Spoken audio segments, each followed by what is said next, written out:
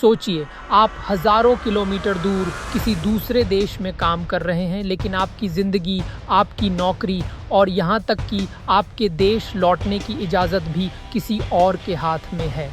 ये कोई फिल्म नहीं, बल्कि सऊदी अरब में कफ़ाला सिस्टम के तहत काम करने वाले लाखों मज़दूरों की हकीकत थी। लेकिन अब ये कहानी बदलने वाली है।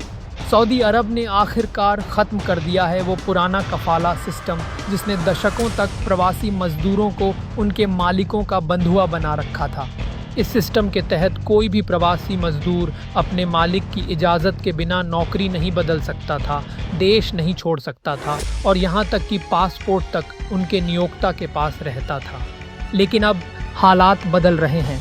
अब मज़दूर बिना नियोक्ता की अनुमति के नई नौकरी ले सकते हैं, देश छोड़ने के लिए स्वतंत्र हैं और उनके पास अब कानूनी अधिकार हैं जो पहले सिर्फ सपना लगते थे।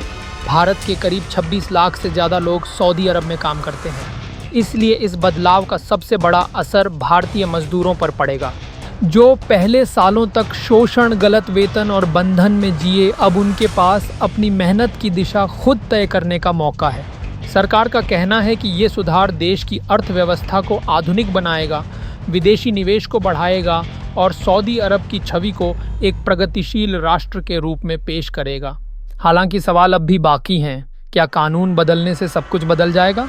क्या जो मज़दूर सालों तक डर में जीते रहे अब सच में आज़ाद महसूस करेंगे? मानवाधिकार संगठनों का कहना है कि कानूनी आज़ादी तब तक अधूरी है जब तक ज़मीनी हकीकत नहीं बदलती।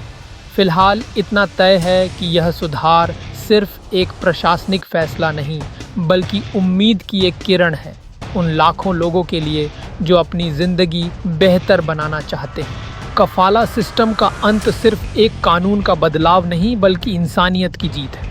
कभी जिस देश में मज़दूरों की आवाज़ दबा दी जाती थी, अब वहीं से निकली है आज़ादी की पहली सच्ची गूंज। सऊदी अरब के इस फैसले ने इतिहास में एक नई लकीर खींच दी है।